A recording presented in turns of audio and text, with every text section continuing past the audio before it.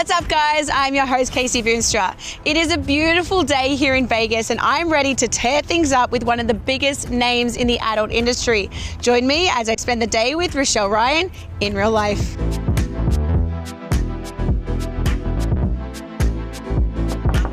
Come on in. Hello. Hi. Look at these little babies. These are my puppies. I'm Casey, by the way. Oh, hi, nice to meet you. So nice to meet you. What are their names? This is my dog Icon, and that's Titan. I love their necklaces. Thank you so much for having me at your beautiful home. Yeah, thank you for coming. It is absolutely gorgeous in here. Thank you. I did a lot of remodeling when I bought it. I did, yes. Oh my gosh, it takes some time to get through that. It does. It's all come together absolutely gorgeous. And this painting, can we touch on this for a second? This is iconic. Yes, this was one of my friends, Jason Skeldon. He's out of Tampa, Florida. And this was one of my favorite photos. And he recreated it, added his own touch, and it came out amazing. I love all the detailing. And as you should have this right as you walk in, because it's too good not to have it placed here. Yeah. We've got a really exciting day planned, so I thought that we could go relieve some stress and go to a rage room. Amazing. I've always wanted to try that. Yeah, it's going to be a lot of fun. We're going to get into it, so I think that we should jump in the car and get going. Okay, great. Let me put the dogs up and change, and let's head over there. All right, let's do it.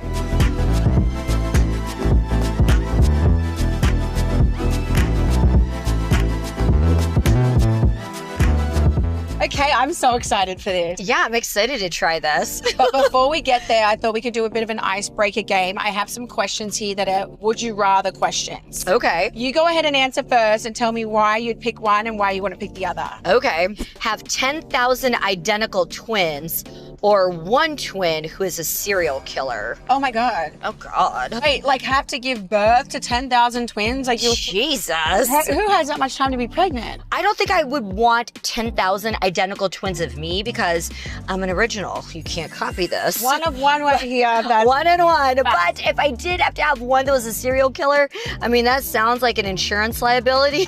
But I would love my kid no matter what. Obviously, I don't want my kid to be a serial killer because that's really, really, really bad. Maybe we could like talk to our twin a little bit. We'll talk him out of that. One's definitely the evil twin and one's like not the evil twin, but... Oh gosh. Okay.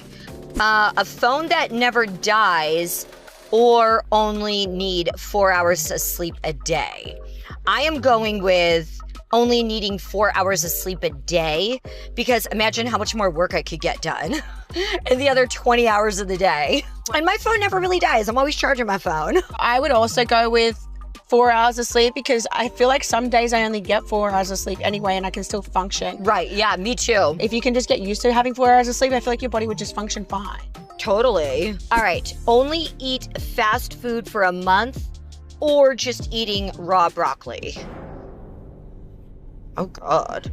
I'm going with fast food for a month because you know what? I still could probably somewhat make it healthy is my guess. I could get sliced apples from McDonald's. This is true. I don't think I'd be content with just raw broccoli. I'd probably lose my mind. And for a month? Oh my God. Raw broccoli too. We can't even like put it in the air fryer or make it like fun. Yeah. All right, next question. Have a partner that never makes you laugh or one that never makes you orgasm. That's a hard That is hard. I one. love funny guys. Wait, and I also love to orgasm. Yeah, so me too. Oh, I'm going with a partner that never makes me laugh because I can just go on TikTok and laugh. This is true. Go to a comedy show and laugh that way. I think that he would also still be able to make me laugh to the fact that he can't make me laugh. Like what, are his jokes so bad that they're not funny? Yeah. You know, like maybe there's a way to make him, I will still laugh at how like much he doesn't make me laugh. But I don't want to have a partner that can't make me orgasm. Oh God, that sounds horrible. Like what, you're going to fake it forever? Oh, that sounds terrible. He like leaves the room. Relationship ender. Yeah, you're like, my toys shouldn't have to be doing all the work, right? Right.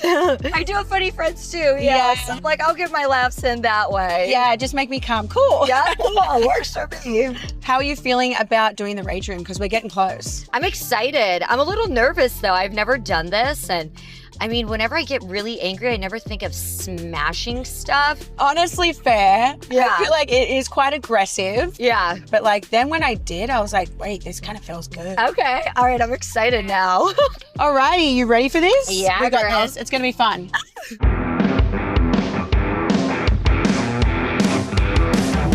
Hey, how are you? you. Hi, I'm Andrew. Welcome to Rec Room. Thank you. We're so excited to be here. Yes. We're just gonna get you guys suited up and get you guys in the room breaking some shit. Okay, Amazing. Thank you. cool. Let's get all suited up and let's get into it. Let's do it. All right.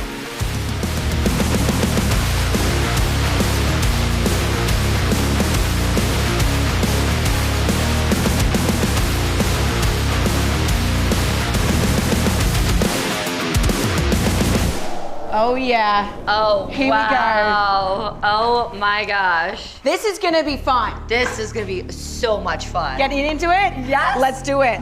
What's up? Good luck. Let's do it. All right, what are we gonna go for? I'm gonna go for these bottles on the side. I might just go for these keyboards. You ready? Yeah. 3, 2, 1. I'm insane.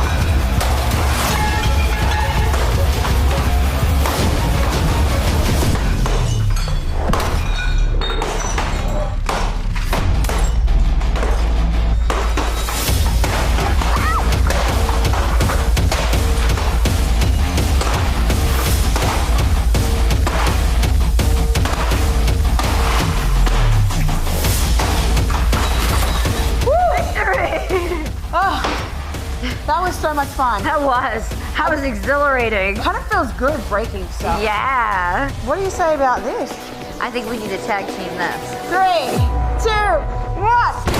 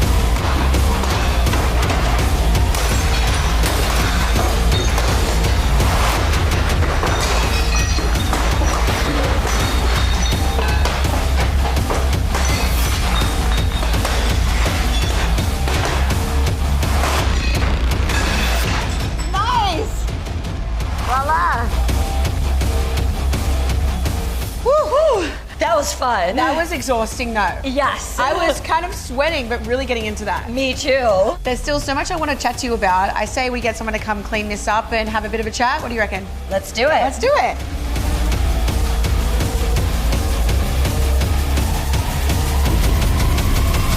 Well, that was quite the experience. How did you find your first rage room? It was different. I liked it. Yeah, I feel like I took out a lot of rage today. Yeah, I enjoyed whacking the TV. And the Fruit Loops were fun too. Yeah, that was cool. I love that. And it smelled good afterwards. Yeah, it smells a lot nicer in here, so they're welcome. It does. How do you like living in Vegas? I love living in Vegas. I've lived here for over 10 years. If you're a good conversationalist, I feel like you can just put yourself in certain circles out here with people, and it's just endless, the opportunities, and I love that about this city. I know you're originally though from New York. Do you still consider yourself a New Yorker? I'm a diehard New York Giants fan, so as you can see, I have a Giants tattoo.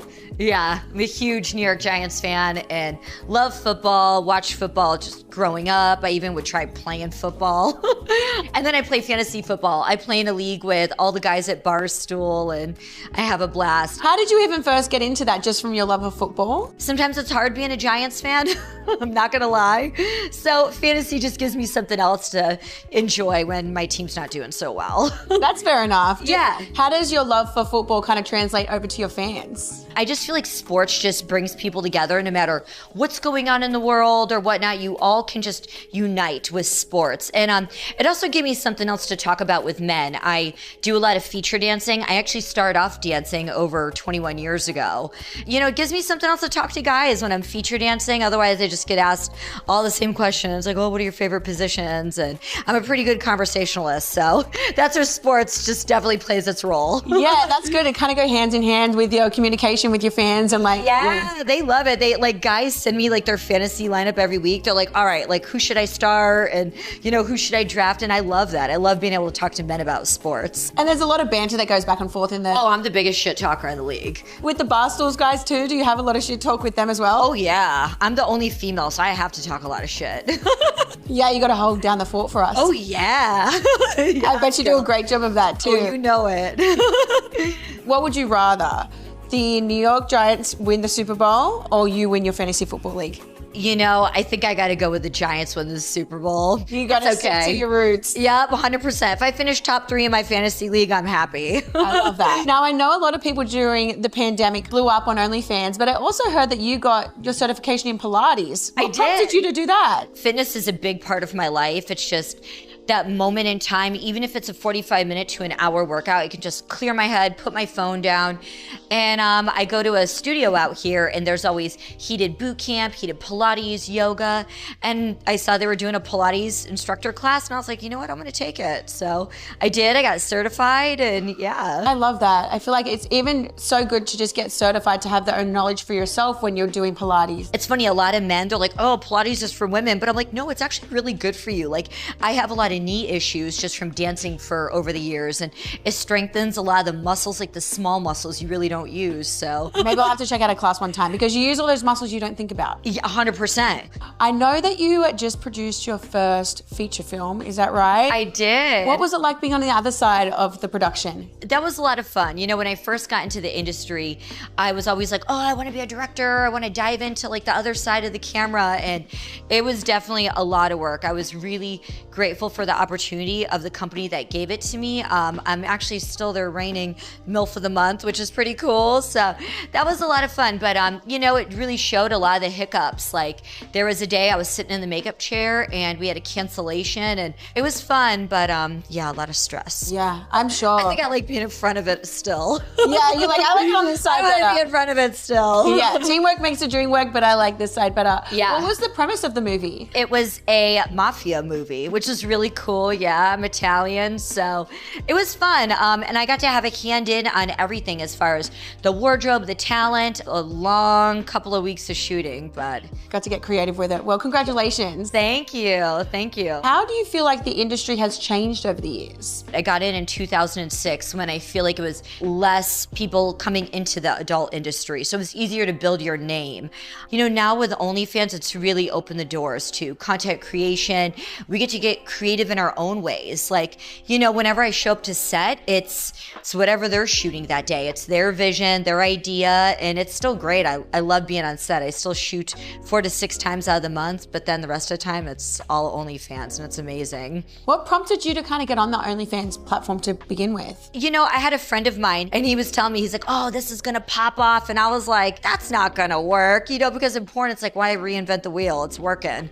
He was like, just try it. And I slowly started uploading my content. And then, especially when COVID hit, it was just like, boom. And I think fans are seeing that talent that we can put out good, high quality content and they love it. But I think what they really love is more of like the girlfriend experience. Here they get more of the personal side. And being you, and I think that's the amazing thing about OnlyFans, it gives them the connection with you as the creator and that more personal touch rather than just what they see online necessarily. 100%. I really love that you have such an amazing connection with your fans. Oh yeah. I mean, I go out to the grocery store and they, you know, see me and I'm, hey. Yeah, you know? come say hello. I'm definitely not shy, that's for sure. I love that. You are quite the workaholic. You don't stop. Do you think that kind of translates over to the content that you're creating and how much you put into what you do? When I say I truly care for my fans, I always say Team Double R, I really do. You know, a lot of like my fans that are on my OnlyFans, they've been on for 6 years, a long time, like since I started that page up. And I want to give them brand new stuff and, you know, just showcase like, hey, this is what's going on in my life. What advice would you give to someone maybe wanting to start an OnlyFans? So I get a lot of men, obviously, that ask me that. And I always say they have to find like their niche. And there's been like some really creative ones that do just different things. And, you know, you just have to find that because otherwise you're just a creepy dude with a camera. As far as women in the industry, I always say just stay true to your brand and what you're comfortable doing. I'm a MILF, I'm a cougar, and that's what I love. And I love bringing my fans along for the ride. I love showing, you know, me at, you know, Starbucks getting my morning coffee and just, you know, me at the gym, like being authentically yourself. I think 100%. that is so accurate because as soon as you're trying to be something that doesn't align with you, it kind of shows in your work. Yeah, and I'm really grateful for it. After 18 years, you know, I talk a lot on social media. I'm very vocal and, you know, with football and everything. And my fans love me. Like, they go hard for me and I'm grateful for it. I'm very thankful that you've joined me today and spent this amazing day with me. It's been absolutely incredible getting to know you. Yeah, it was fun smashing stuff with you. It was kind of fun smashing some stuff. Yeah. Thank you so much. Yeah, thank you for having me. Absolutely. And we'll see you guys next time on OFTV's In Real Life. Bye.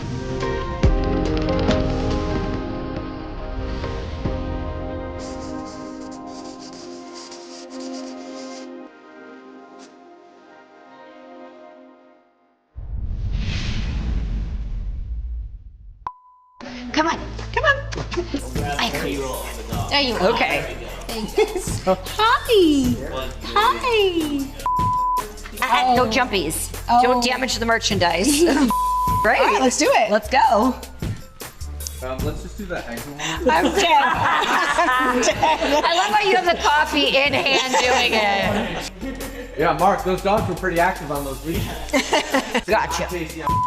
Let me turn my phone off just in case if people start blowing me up.